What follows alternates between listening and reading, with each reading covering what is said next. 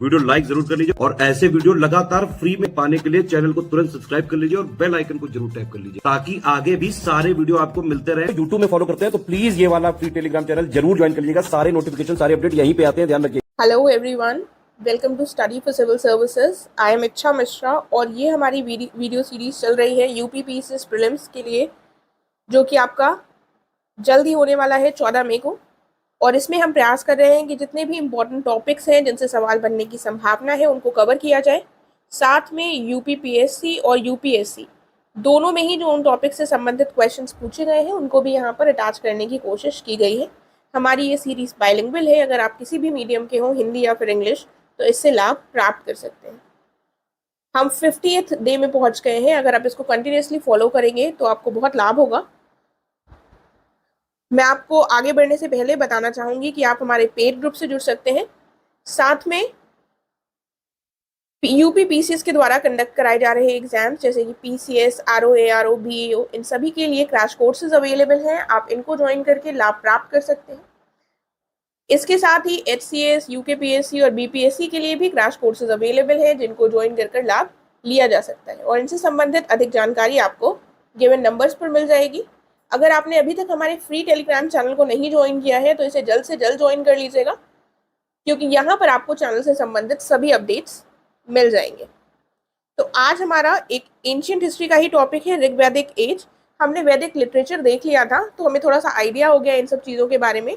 लेकिन अब अगर आप इसकी डिटेल में जाएंगे तो आपको ऋग्वैदिक एज के सोशल एस्पेक्ट्स देखने होंगे, पॉलिटिकल एस्पेक्ट्स देखने होंगे, सोशल, रिलीजियस, और उसके बाद इकोनॉमिक एस्पेक्ट्स।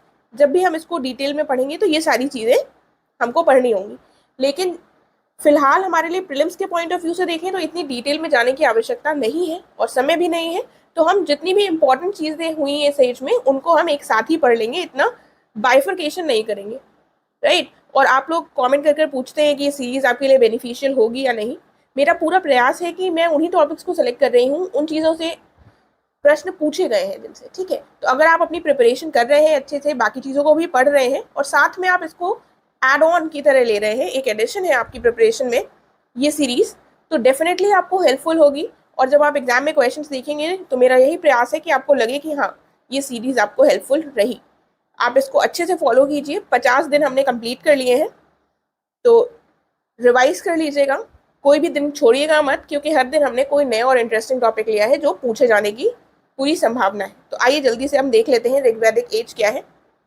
ऋग्वैदिक एज में मंडल्स हमने ऑलरेडी देखे थे, मंडल्स हैं। तो इसमें जो मंडल्स 2 से 8 है इसको सप्तऋषि मंडल भी कहा जाता है। कल वाले में हमने नहीं डिस्कस किया था, मैंने बता दिया था आपको, इसीलिए यहाँ पर मेंशन है।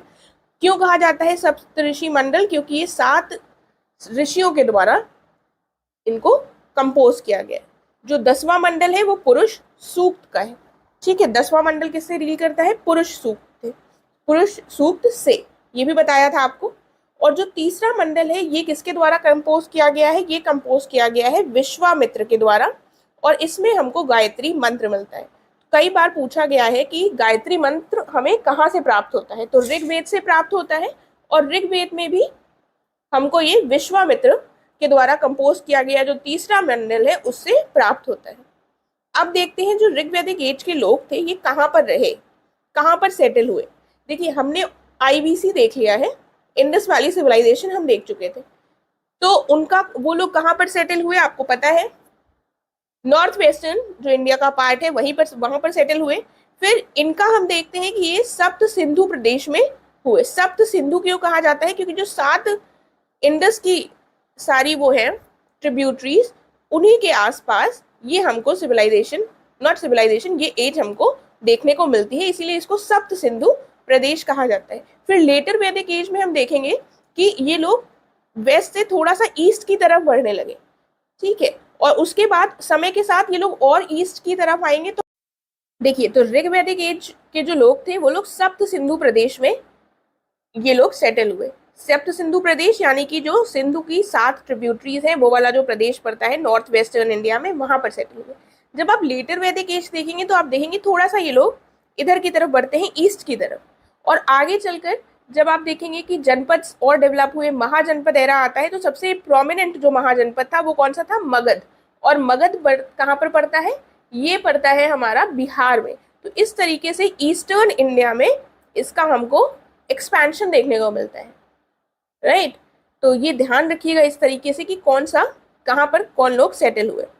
और सप्त सिंधु प्रदेश, तो इनकी जो सिंधु थी ये सबसे ज़्यादा बार मेंशन्ड रिवर है ऋग्वेदिक एज में, ठीक है। तो ये प्रश्न पूछा गया है कि वो कौन सी नदी है जिसको ऋग्वेद में सबसे ज़्यादा बार जिसको मेंशन किया गया है, सर्वाधिक उल्लेख किया गया है, तो वो हमारी सिंधु हो जाएगी। सिंधु इंडस हो गई। बाकी कुछ नदियों के नाम अलग अलग हैं जो इसकी ट्रिब्यूटरीज हैं, उनके नाम हमें लर्न करने होंगे, क्योंकि ये भी प्रश्न आया है कि मान लीजिए झेलम का नाम क्या था ऋग्वेदिक एज में, तो वितस्ता। चेनाब का अस्किनी, रावी का परुषणी, बीस का बिपाशा, सतलज का शतुद्री, घाघर का सरस्वती। सरस्वती विलुप्त हो गई है, लेकिन इसको घाघर जो रिवर है उसी से इसका माना जाता है समीकरण। ये सबसे होलीएस्ट रिवर कौन सी थी ऋग्वेदिक एज की, वो हमारी सरस्वती थी। फिर देखते हैं, देखिए तो इसको थोड़ा लर्न भी करना होगा। आप कैसे लर्न कर सकते हैं, वितस्तता थोड़ा व्यस्तता जैसा वर्ड लग रहा है कि इतना ज़्यादा व्यस्त है कि हम झेल नहीं पा रहे हैं, ठीक है। तो वितस्ता झेलम, तो थोड़ा सा अगर आप वर्ड को भी चेंज कर लेंगे तो आपको वहाँ पर एमसीक्यू में आप टिक कर लेंगे। व्यस्तता के कारण आप किसी भी चीज़ को झेल नहीं पा रहे हैं, वितस्ता झेलम हो गया। फिर ये अस्किनी चेनाब 2-3 बार पढ़ लीजिए, रटने का प्रयास कीजिए, हो जाएगा। इसमें आता है पी और आर का कुछ कॉम्बिनेशन बना लीजिए कि ये परुषणी है और ये हो गया रावी। बिपाशा 20, या फिर विपाशा भी अगर लिखा हो तो ध्यान रखिएगा, ये इनका तो नाम आपको याद रहेगा, एक्टर्स के नाम से है और दोनों में बी आ रहा है। शतुद्री और सतलज भी सिमिलर है, ऐसे आ रहा है दोनों में। और सरस्वती घग्गर, ये याद रखिएगा, ये होलीएस्ट रिवर है, ये प्रश्न पूछा गया है। इस समय पर कुछ महिलाएं संत भी थी, उनके नाम भी पता होने चाहिए, घोषा, निवावरी और अपाला। एक लोपा मुद्रा भी थी, तो लोपा मुद्रा, घोषा, निवावरी, अपाला फीमेल सेजेस थी ऋग्वेदिक एज की।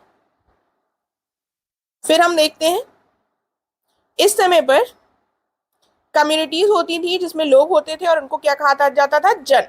तो लोगों के गुट को जन कहा जाता था। इस समय पर हमको सबसे बेसिक चीजें दिखाई देती हैं और समय के साथ वो आगे बढ़कर ये जो जन है ये जनपद बनेगा आगे चलकर, और फाइनली वो महाजनपद बन जाएंगे, ठीक है, जब उनको और डेवलपमेंट हो जाएगा एक तरीके से।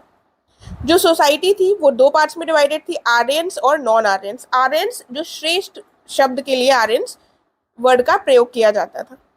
जो नॉन आर्यंस थे उनको दास या फिर दस्यु कहा जाता था, ठीक है। और जो आर्यंस थे ये ज्यादा होस्टाइल किसकी तरफ थे, दस्यूस की तरफ। जो दास और दस्यूस थे इसमें ज्यादा होस्टाइल आर्यंस किसकी तरफ थे, किसके प्रति ज्यादा शत्रुतापूर्ण उनका बर्ताव था, वो दस्यु की तरफ से था। फिर एक जो इंपॉर्टेंट प्रश्न पूछा गया है वो अगले पॉइंट से पूछा गया है, बैटल ऑफ 10 किंग्स, यानी कि 10 राजाओं का युद्ध। सबसे इंपॉर्टेंट तो है ये 10 राजाओं का युद्ध जो हुआ था वो कौन सी नदी के किनारे हुआ था, तो ये रावी नदी के किनारे हुआ था। अब आपको प्रश्न में रावी नदी भी दिया जा सकता है और आपको ये भी दिया जा सकता है कि वो नदी परुषणी थी, तो आपको पता है रावी नदी का ही नाम परुषणी है, तो कोई कंफ्यूज होने की जरूरत नहीं है। और ये उस समय पर सबसे महत्वपूर्ण क्या चीज होती थी, उस समय पर कोई प्रॉपर्टी ऐसा नहीं होता था कि हम वो लोग जमीन के लिए लड़ रहे हो, सबसे इंपॉर्टेंट होती थी गाय, काऊ, ठीक है। तो इसी को लेकर ये युद्ध हुआ था और इसको कौन जीता था, राजा सुदास जीते थे जो भरत जन के थे। देखिए जन आपको पता चल गया, लोगों का एक गुट होता था जिसको जन कहा जाता था, तो भरत नाम का जो जन था वहां के राजा थे राजन सुदास, उन्होंने इसको जीता था। फिर देखते हैं उनके द्वारा यव यानी कि बार्ले, जौ को उगाया जाता था, तो इससे भी प्रश्न बना है, पॉइंट याद रखिएगा। और बलि नामक एक वॉलेंटरी गिफ्ट होता था जो प्रोड्यूसर्स जो उगाते थे, खेती करते थे, वो राजन को देते थे। देखिए अब टैक्सेशन सिस्टम आगे आया है, आज वर्तमान में आप टैक्स दे रहे हैं, तो प्रत्येक युग में वैसा ही सिस्टम नहीं रहा, कहीं से कुछ शुरुआत हुई होगी। तो पहले शुरुआती दौर था ये बिल्कुल, और उस समय पर बलि नामक एक, इसको कर भी कहा जाता है, एक इसको अगर कर लिख कर आ जाए तो कंफ्यूज मत होइएगा। ये बेसिकली होता क्या था, एक अपनी तरफ से लोग गिफ्ट देते थे राजन को, ठीक है, तो वो क्या था, बलि। और जो काउस थी ये सबसे ज्यादा एक्सचेंज के मीडियम के रूप में प्रयोग की जाती थी, और इस समय के लोगों को आयरन के बारे में जानकारी नहीं थी। उसके बाद अब हम देखते हैं लेटर वैदिक एज।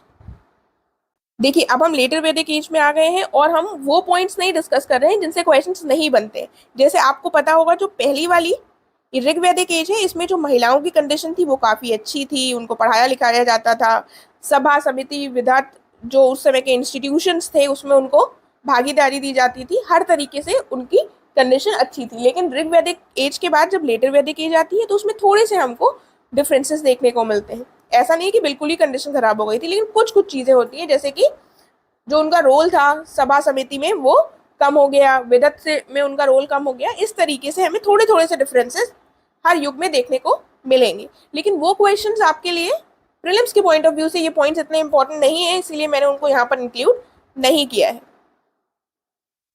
तो लेटर वैदिक एज में देख लेते हैं। इस समय पर जो मेल मेंबर्स होते थे ऊपर 3 वर्ण के, उनको द्विज कहा जाता था, यानी कि टॉइस वर्ण। उनका उपनयन संस्कार होता था, यानी कि जो जनेऊ वाली प्रक्रिया होती है वो होता था। और उनको जो टॉप 3 वर्ण, कौन कौन से वर्ण हो गए, ब्राह्मण, क्षत्रिय और वैश्य, शूद्र को इसमें इंक्लूड नहीं करा जाता था। इनका उपनयन संस्कार होता था, इसीलिए इनको द्विज कहा जाता था कि इनका दूसरी बार भी जन्म होता है मेल मेंबर्स को। ठीक है, तो हमें जो वर्ण व्यवस्था है वो हमको यहाँ पर थोड़ी सी देखती है कि हल्की सी उसमें रिजिडिटी यहाँ पर दिखाई पड़ती है।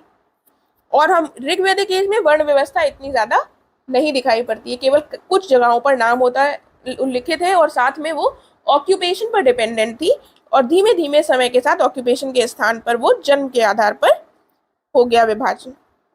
फिर हम देखते हैं विमेन उस समय की जो थी, जैसे कि गार्गी और मैत्रेयी, ये उस समय की विमेन फीमेल सेजेस थी। तो आपको पता होना चाहिए गार्गी और मैत्रेयी ऋग्वेदिक एज की सेजेस थी या फिर लेटर वैदिक एज की। तो ये लेटर वैदिक एज की थी। और हमने देखा था ऋग्वेदिक एज में बलि नामक एक वॉलंटरी गिफ्ट दिया जाता था। अब आगे चलकर बलि तो दिया ही जाता था, इसके साथ एक भाग भी आ गया था, जो कि बलि के साथ भाग भी किंग को दिया जाता था। और फिर वरुण और इंद्र जो थे वो इस समय के इंपॉर्टेंट भगवान थे, ऋग वैदिक एज के थे बेसिकली वो इंपॉर्टेंट भगवान। और प्रजापति जो थे वो लेटर वैदिक एज के इंपॉर्टेंट देवता थे। तो वरुण और इंद्र कौन सी एज के थे, ऋग वैदिक एज के। और आगे चलकर प्रजापति एक इंपॉर्टेंट भगवान हमको देखने को मिलते हैं लेटर वैदिक एज में। आगे क्वेश्चंस देखेंगे। अब हम थोड़ा थोड़ा हमने डिस्कस कर लिया है, ज्यादा इसकी डिटेल देखने की जरूरत नहीं है। इससे संबंधित जो क्वेश्चंस आए हैं उनको डिस्कस करेंगे, तो आपको आइडिया भी मिल जाएगा और आपको नए पॉइंट्स भी देखने को मिल जाएंगे। तो meaning of the term Arya in classical Sanskrit, यानी कि शास्त्रीय संस्कृत में आर्य शब्द का अर्थ क्या है, ईश्वर को मानने वाला, हेरिडिटरी कास्ट है वंशानुगत जाति, किसी धर्म विशेष को मानने वाला, believer in particular religion, a noble man, एक नेक आदमी। तो क्या हो जाएगा, एक नेक आदमी हो जाएगा, option D. Option D correct हो जाएगा।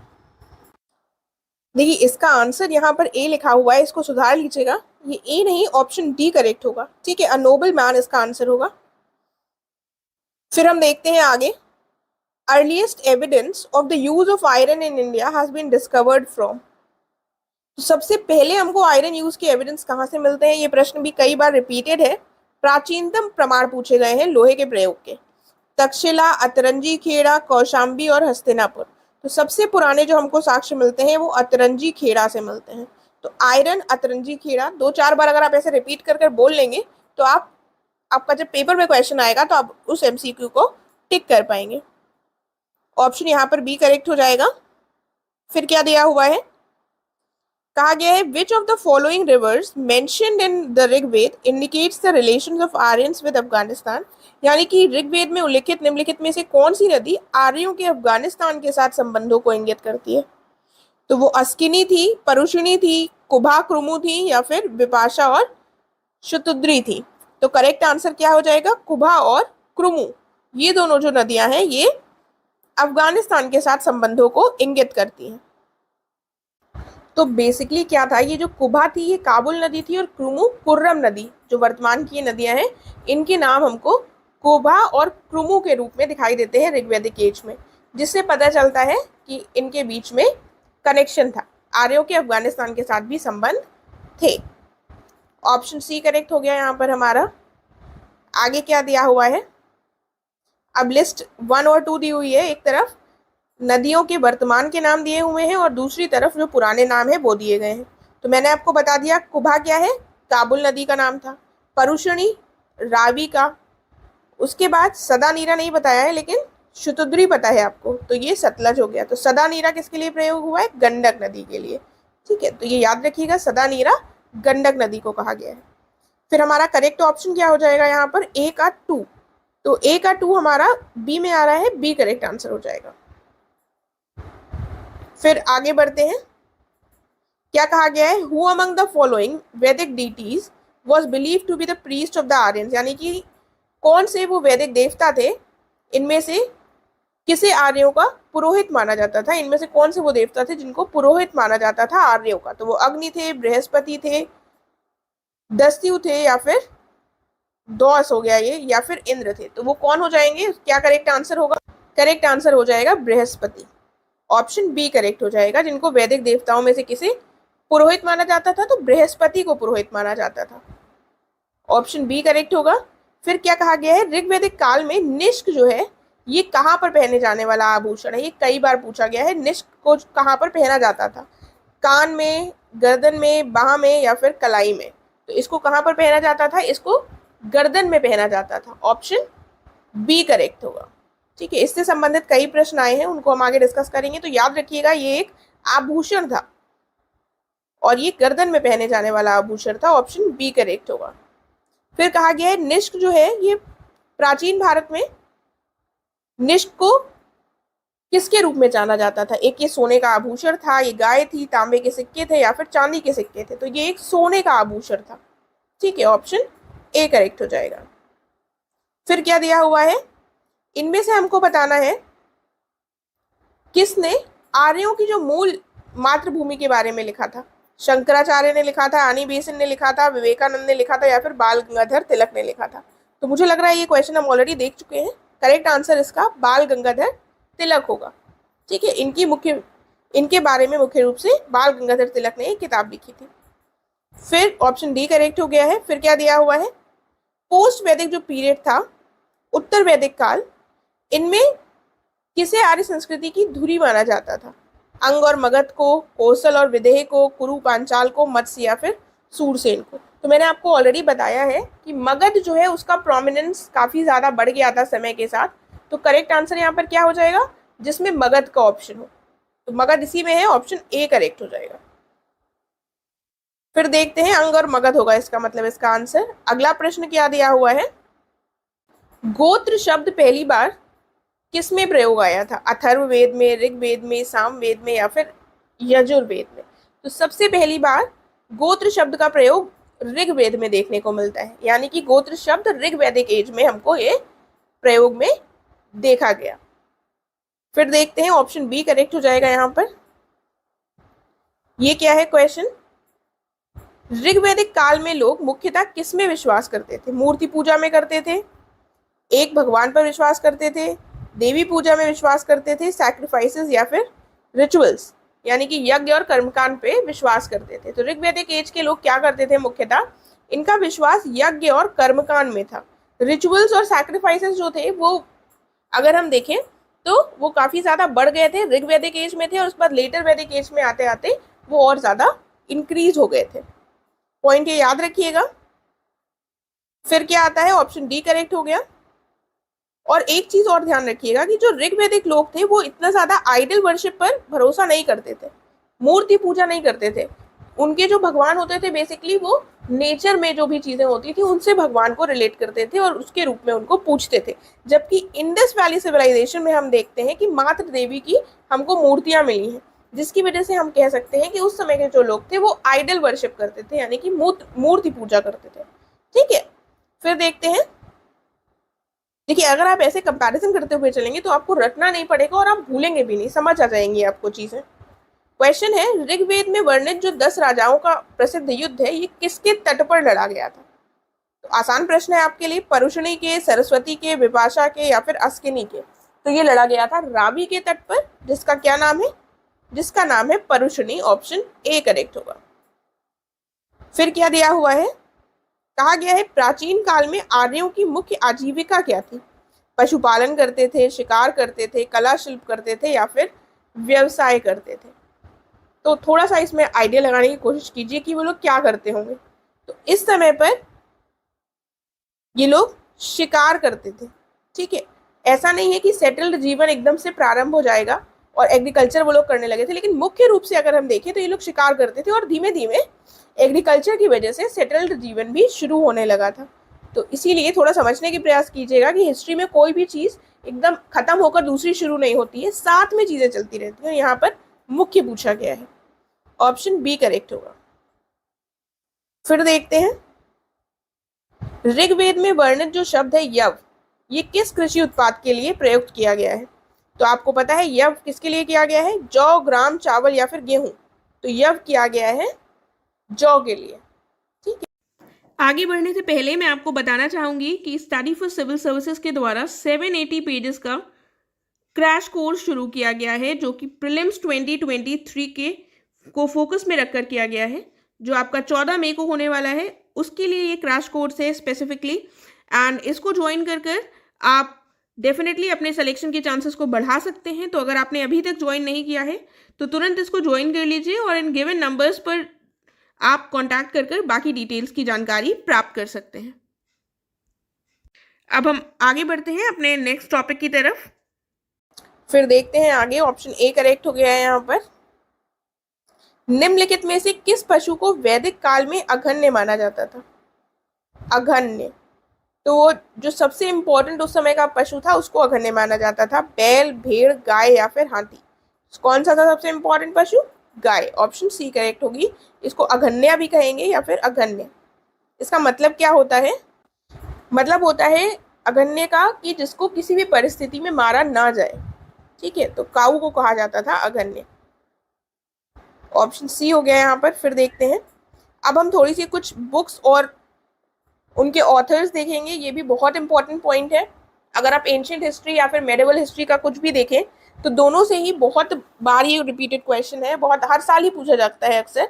तो ये हमको थोड़ा रटना होगा, साथ में रटने का प्रयास करते हैं, हो जाएगा। ऐसा कुछ टफ नहीं है क्योंकि ये क्वेश्चंस बहुत आते हैं। तो पहले तो इजी वाली बुक है जो कई बार पूछी जाती है, पाणिनि की अष्टाध्यायी है। पाणिनि की कौन सी है? अष्टाध्यायी। अगर आप अकेले बैठे हैं तो साथ में बोलते रहिए तो आप नहीं भूलेंगे, कॉन्सेंट्रेशन पूरा इसी में बनाए रखिएगा। पतंजलि की है महाभाष्य, पाणिनि की अष्टाध्यायी है, ये ग्रामर पर लिखी गई बुक है। और पतंजलि की कौन सी है? महाभाष्य। कौटिल्य की अर्थशास्त्र है और मेगास्थनीज की इंडिका है। कौटिल्य का दूसरा नाम क्या है? ये भी पूछा गया है। चाणक्य और विष्णुगुप्त। क्या नाम है कौटिल्य के? और चाणक्य तो आपको पता होगा, लेकिन विष्णुगुप्त याद रखिएगा। ठीक है, तो ये इजी बुक्स हैं और इनसे प्रश्न आए हैं। पाणिनि अष्टाध्यायी, पतंजलि महाभाष्य, कौटिल्य अर्थशास्त्र, मेगास्थनीज इंडिका।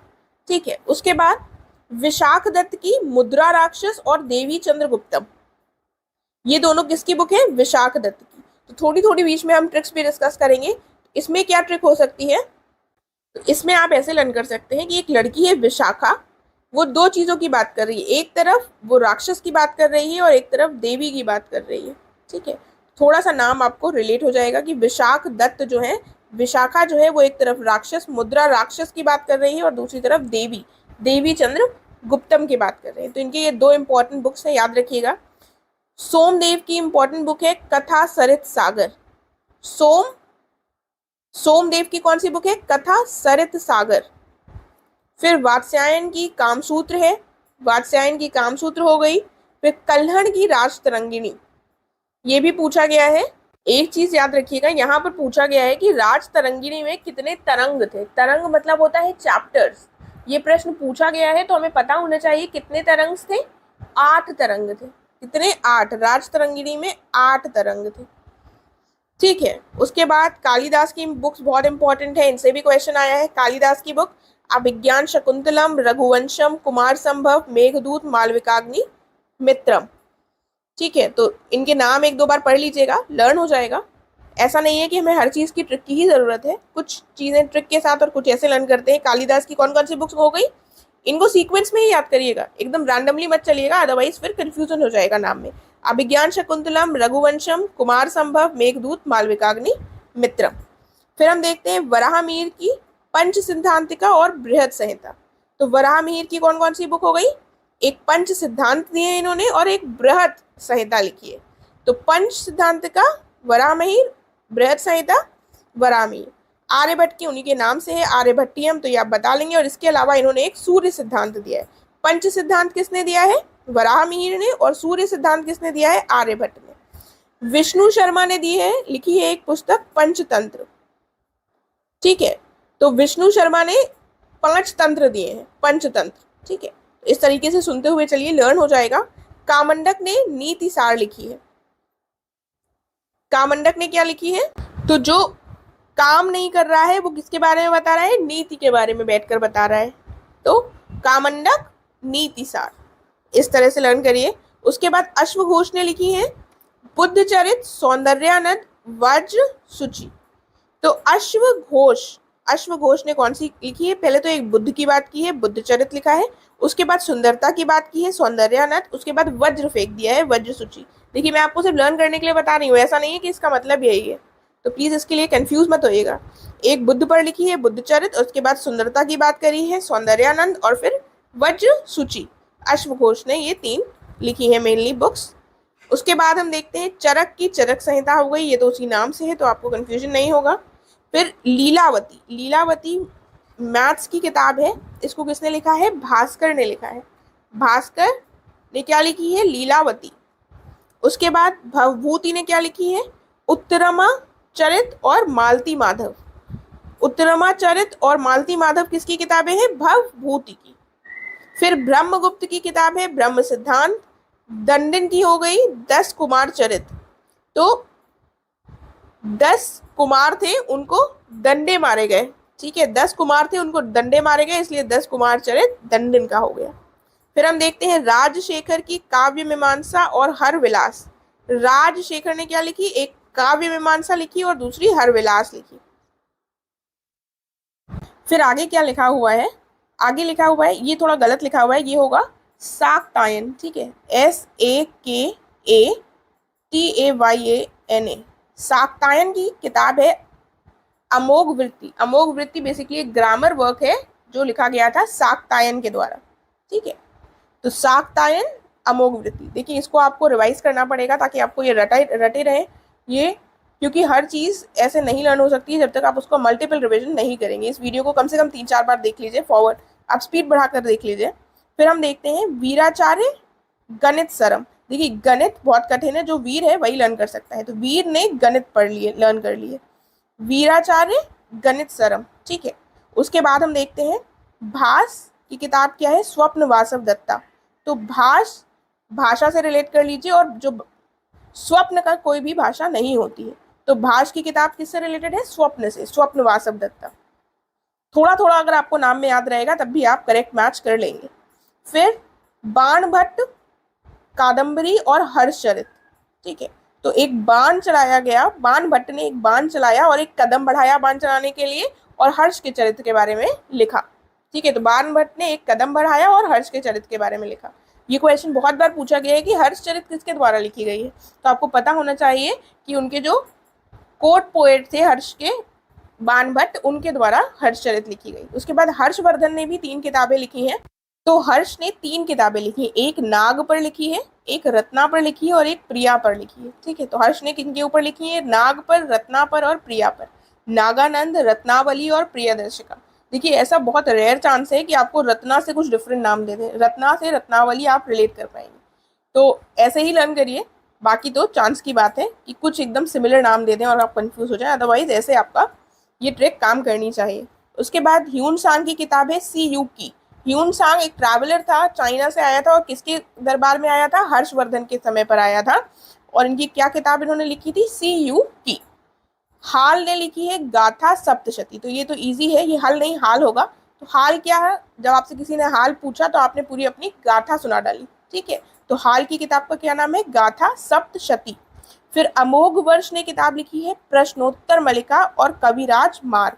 तो अमोघ वर्ष, पूरा एक वर्ष लग गया, अमोघ वर्ष को एक वर्ष लग गया प्रश्नोत्तर करते करते, ठीक है, क्योंकि वो प्रश्नोत्तर मलिका से कर रहे थे, ठीक है। प्रश्नोत्तर मलिका और दूसरा कविराज से कर रहे थे, ठीक है। इस तरह से अमोघ वर्ष को पूरा वर्ष लग गया प्रश्नोत्तर करते करते मलिका से और कविराज को मार्ग दिखाने से। प्रश्नोत्तर, मलिका और कविराज मार्ग।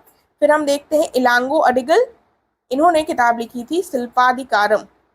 इलांगो अडिकल ने किसकी लिखी थी? सिलिपादिकारम। इसको 2-4 बार बोलिए, याद रहेगा आपको नाम।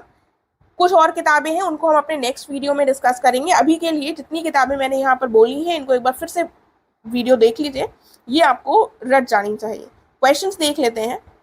जैसे क्वेश्चन पूछा गया है, who of the following was the writer of मुद्रा राक्षस, यानी कि मुद्रा राक्षस के लेखक कौन थे? अश्वघोष, विशाख दत्त, कालिदास या फिर भास? तो अगर आपने सुना है वीडियो ढंग से तो आपको इसका आंसर इजीली याद आ जाएगा कि वो विशाखा से रिलेटेड। ठीक है, तो नाम क्या हो जाएगा? Vishakhadatta. Option B correct हो जाएगा। फिर देखते हैं आगे क्या दिया हुआ है। Which one of the following classical literature were written during Gupta era, यानी कि इनमें से कौन सा शास्त्रीय साहित्य ऐसा है जिसको गुप्त युग में लिखा गया? तो ये थोड़े डिफरेंट प्रश्न है, लेकिन ये भी हमको पता होने चाहिए कि इसको कौन सा कार्य है जो कि गुप्ता एरा में हुआ था। तो अमरकोश, कामसूत्र, मेघदूत या फिर मुद्रा राक्षस? तो करेक्ट आंसर यहाँ पर क्या हो जाएगा? यहाँ पर हमारा करेक्ट आंसर हो जाएगा ऑप्शन डी। इन चारों को ही गुप्ता एरा में ही लिखा गया था। फिर देखते हैं अगला प्रश्न। 10 कुमार चरितम जो है ये किसकी रचना थी? सूरदास की, दंडन की, तुलसीदास की या फिर कालिदास की? तो ये रचना थी दंडन की। ठीक है, दंडन की रचना थी 10 कुमार चरितम। ऑप्शन बी करेक्ट हो गया। फिर आता है ये मैचिंग वाला क्वेश्चन। पाणिनि की कौन सी किताब थी? पाणिनि की कौन सी हो जाएगी? अष्टाध्यायी। उसके बाद दूसरी कौन सी है? वात्स्यायन। वात्स्यायन की कौन सी किताब हो जाएगी? इनका ऑप्शन हो जाएगा कामसूत्र। और चाणक्य की हो जाएगी अर्थशास्त्र। फिर हम देखते हैं कल्हण की राजतरंगिणी। तो ऑप्शन हमारा ए का 3, कौन सा? ऑप्शन ए करेक्ट होगा। आगे क्या दिया हुआ है? फिर से मैचिंग है ऑथर और बुक्स की। तो भारवी ने कौन सी किताब लिखी है? भारवी ने लिखी है। तो इस क्वेश्चन में हमको मैच करना है बुक्स और उनके ऑथर्स को। देख लेते हैं भारवी की किताब कौन सी है। किरात अर्जुनियम। हर्ष की हमने देखी है, नाग से लिखी है उन्होंने, रत्ना से लिखी है और प्रिया से लिखी है, तो नागानंद। कालिदास की मालविकाग्निमित्रम। और राजशेखर की किताब क्या है? कर्पूरी मंजरी। ठीक है, तो ये इनकी बेसिकली पोएम थी और भारवी की भी किरात अर्जुनियम एक इम्पॉर्टेंट पोएम थी। तो करेक्ट आंसर हमारा ए का 2 हो जाएगा, ए का 2 और उसके बाद बी का 4। देखिए यहाँ पर जो ऑप्शंस हैं ये थोड़े गलत हैं, तो आप इनको ही मैच कर लीजिएगा, यहाँ पर देखकर ऑप्शंस में मत जाइएगा। ठीक है, तो ये आंसर हमारा यहाँ पर गलत हो जाएगा। इनकी मैचिंग देख लिए, आई थिंक वो ज़्यादा इंपॉर्टेंट है। फिर हम देखते हैं पंच सिद्धांतिका। पंच सिद्धांतिका जो है ये किस पर बेस्ड है? पर्शियन एस्ट्रोनॉमी पर बेस्ड है, या फिर ये बेस्ड है ग्रीक एस्ट्रोनॉमी पर, या फिर ईरानियन एस्ट्रोनॉमी पर, या फिर मेसोपोटामियन एस्ट्रोनॉमी पर? क्या करेक्ट आंसर होगा? ये ग्रीक एस्ट्रोनॉमी यानी कि ग्रीक खगोल विज्ञान पर पंच सिद्धांतिका बेस्ड है। ऑप्शन बी करेक्ट होगा। आगे देखते हैं। अब हमें बताना है कौन सी करेक्टली मैच्ड नहीं है। तो कालिदास ने रघुवंश लिखी है, भास ने स्वप्न वासव दत्ता लिखी है, फिर सुबंधु ने कादम्बरी और हर्ष ने रत्नावली। तो सुबंधु ने कादम्बरी नहीं लिखी है। कादम्बरी किसने लिखी है? बाणभट्ट ने लिखी है। करेक्ट आंसर हमारा ऑप्शन सी होगा। अगला प्रश्न देखते हैं मिलिंद पन्हु। मिलिंद पन्हु ये क्या है? ये एक संस्कृत ड्रामा है, संस्कृत नाटक है, जैन क्रॉनिकल है, पाली टेक्स्ट है या फिर पर्शियन एपिक है? तो इसका क्या करेक्ट आंसर हो जाएगा? ये बेसिकली नागेश्वर के द्वारा लिखी गई किताब है मिलिंद पन्हु, और इसमें ये एक पाली टेक्स्ट है, पाली भाषा में लिखी गई है। मिलिंद मिनांडर है, मिनांडर को मिलिंद कहा गया है जो कि बैक्ट्रिया का राजा था, और नागेश्वर नागसेन एक बुद्धिस्ट मंक थे जिनके इन्फ्लुएंस में ये मिनांडर जो थे, मिलिंद, ये आ गए थे और बुद्धिज्म में कन्वर्ट हो गए थे। और इस किताब को किसने लिखा है? नागेश्वर ने लिखा है। फिर देखते हैं ऑप्शन सी करेक्ट होगा। फिर हम एक करंट अफेयर का टॉपिक देखते हैं और बाकी जो बुक्स बचेंगी उनको भी हम आगे लेंगे, डिस्कस करेंगे। मेडिवल हिस्ट्री की टाइम की जो बुक्स हैं मेडिवल पीरियड की, बहुत इंपॉर्टेंट है, उनको हम आगे देखेंगे। तो इंडिया जस्टिस रिपोर्ट एक रिसेंटली रिलीज हुई है। इसको टाटा ट्रस्ट के द्वारा रिलीज किया गया है। इनिशिएट किया गया था, इस रिपोर्ट की स्टार्टिंग की गई थी 2019 में। ये अपनी तरह की पहली रिपोर्ट है जिसमें क्या किया जाता है, एक नेशनल पीरियोडिक रिपोर्ट होती है जिसमें रैंक किया जाता है स्टेट्स को, जिस हिसाब से वो डिलीवर करती हैं जस्टिस, उस हिसाब से स्टेट्स को रैंकिंग दी जाती है। ये मेनली 4 पिलर्स पर आधारित है, police, prisons, judiciary, legal aid. ठीक है, कौन कौन से हो गए, पुलिस, प्रिजन्स, जुडिशरी और लीगल एड। ये सारी जो 36 स्टेट्स और यूनियन टेरिटरीज है सबको रैंक करती है। इस रिपोर्ट के हिसाब से इसका 3rd एडिशन था, 2019 में शुरू हुई है। कर्नाटका जो है वो टॉप पर है, तो रैंक आपको पता होनी चाहिए। कर्नाटका टॉप पर हो गया। जो सबसे बड़ी लार्ज और मिड साइज स्टेट्स हैं 18, उनमें कर्नाटका टॉप पर है। और 18th रैंक किसकी है, गेस कीजिए, उत्तर प्रदेश की। तो उत्तर प्रदेश की जो रैंक है वो हमें लर्न करनी होगी। उत्तर प्रदेश की जो पोजीशन है वो हमें पता होनी चाहिए। 1st कर्नाटका, 18 उत्तर प्रदेश। फिर देखते हैं, कहा गया है दिल्ली और चंडीगढ़ के अलावा कोई भी ऐसा स्टेट नहीं है, कोई भी ऐसा स्टेट या यूनियन टेरिटरी नहीं है जो 1% से ज़्यादा स्पेंड करता हो अपने टोटल एनुअल एक्सपेंडिचर का ऑन जुडिशरी। यानी कि कोई भी राज्य अपने कुल वार्षिक व्यय का 1% से अधिक न्यायपालिका पर खर्च नहीं करता है, दिल्ली और चंडीगढ़ को छोड़कर। ये इस रिपोर्ट से पता चला है। तो हमने इसको देख लिया है, हमारा करंट अफेयर का टॉपिक भी हो गया है। आई होप आज आपने बहुत सारी चीज़ें साथ में लर्न करी होंगी। और अगर आपको कोई भी क्वेश्चन या कोई भी क्वेरी है तो आप पूछ सकते हैं। अच्छे से फॉलो कीजिए सीरीज़ को और ये आपके लिए हेल्पफुल होगी। अब हम अपने नेक्स्ट सेशन में मिलेंगे। Thank you so much.